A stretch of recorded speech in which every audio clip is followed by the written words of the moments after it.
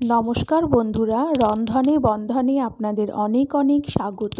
আজকে দেখাবো দুর্দান্ত স্বাদের তোপসে ফ্রাইয়ের রেসিপি। সেজন্য কয়েকটা তোপসে মাছ খুব ভালো করে ধুয়ে জলটা ঝরিয়ে রেখেছি। এখন কিন্তু আমি নুন হলুদ কিচ্ছু মাখাইনি। প্রথমে একটা পেস্ট তৈরি করে নেব।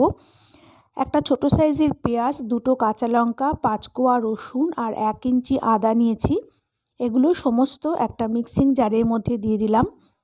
তারপর নেব বেশ খানিকটা ধনেপাতা, ভালো করে ধুয়ে মিক্সিং জারে দিয়ে এগুলোর একটা পেস্ট তৈরি করে নিতে হবে। দেখুন পেস্টটা তৈরি হয়ে গেছে।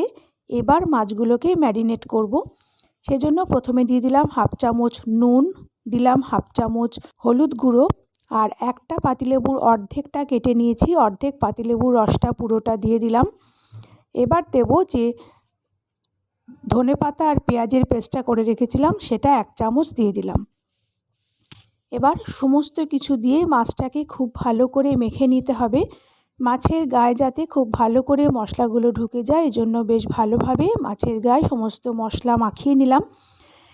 তারপরে কম করে 15 থেকে 20 মিনিট মাছটাকে রেখে দিতে হবে। হাতে সময় থাকলে আধ ঘন্টা থেকে 1 ঘন্টাও রাখতে পারেন। আমি আধ ঘন্টা রেখেছিলাম।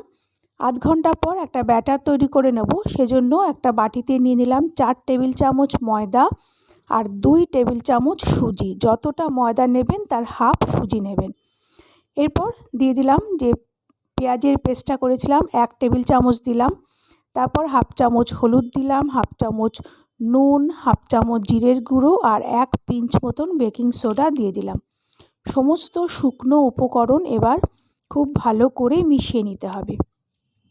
আমার রেসিপিগুলো আপনাদের ভালো লাগলে চ্যানেলটাকে প্লিজ সাবস্ক্রাইব করে দেবেন, পাশে থাকা বেল আইকনটাও প্রেস করে দেবেন যাতে পরবর্তী রেসিপিগুলো আপলোড করলে তার নোটিফিকেশান সঙ্গে সঙ্গে আপনাদের কাছে পৌঁছে যায়।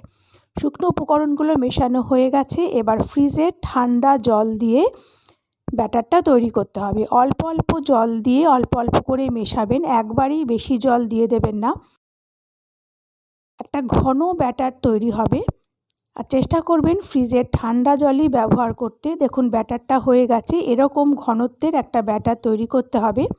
এবার মাছ ভাজার জন্য যে তেলটা গরম বসিয়েছি সেখান থেকে 1 টেবিল চামচ গরম তেল এই ব্যাটারের মধ্যে দিয়ে দিলাম। এতে ভাজাগুলো খুব মুচমুচে হবে।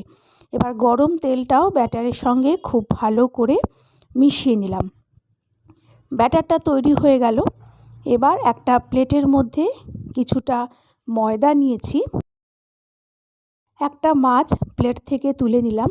এবার এই মাছের গায়ে ময়দাটা খুব ভালো করে মাখিয়ে নেব। এতে কি হবে, মাছের গায়ে ব্যাটারটা খুব ভালো করে ধরবে। ময়দা কিন্তু অবশ্যই মাখাবেন, এই স্টেপটা স্কিপ করবেন না। মাছের গায়ে ভালো করে ময়দা লাগিয়ে নিয়ে এবার মাছটাকে ব্যাটারে চুবিয়ে নিলাম।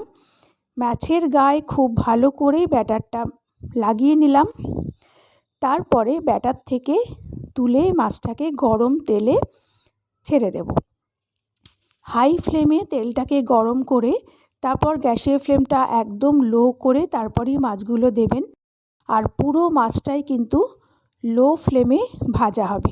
এতে মাছগুলো খুব ভালোভাবে ভাজা হবে। হাই ফ্লেমে প্লিজ ভাজবেন না, তাহলে ভেতর থেকে মাছগুলো সেদ্ধ হবে না। লো ফ্লেমে একটু সময় নিয়ে ভাজলে ভেতর থেকেও মাছগুলো খুব ভালো মতন সেদ্ধ হবে আর ভাজাগুলো খুব সুন্দর মুচমুচে তৈরি হবে। যা ঠান্ডা পড়েছে, এই ঠান্ডার মধ্যে বিকেলে চা কফির সঙ্গে স্ন্যাক্স হিসেবে আপনারা এই তোপসে ফ্রাই খেতে পারেন। টমেটো সস বা কাসুন্দির সঙ্গে সার্ভ করতে পারেন, তাহলে বিকেলটা তো একদম জমে যাবে। আর বেসনের ব্যাটার না করে এরকম ময়দা আর সুজি দিয়ে ব্যাটারটা করবেন, খেতে কিন্তু দুর্দান্ত হয়। আমি করেছিলাম, সেজন্যই আপনাদের সঙ্গে রেসিপিটা শেয়ার করছি। খেতে অসাধারণ হয়েছিল। এরকম লালচে ব্রাউন করে ভেজে নিয়ে মাছগুলো তুলে নিতে হবে। মাছগুলোকে তুলে একটা প্লেটে রেখে দিয়েছি। আমি টমেটো সসের সঙ্গে সার্ভ করেছি। আশা করি আমার আজকের রেসিপিটি আপনাদের ভালো লেগেছে। পরের দিন আবার একটা নতুন রেসিপি নিয়ে চলে আসব। ততক্ষণ আপনারা ভালো থাকবেন, সুস্থ থাকবেন। নমস্কার।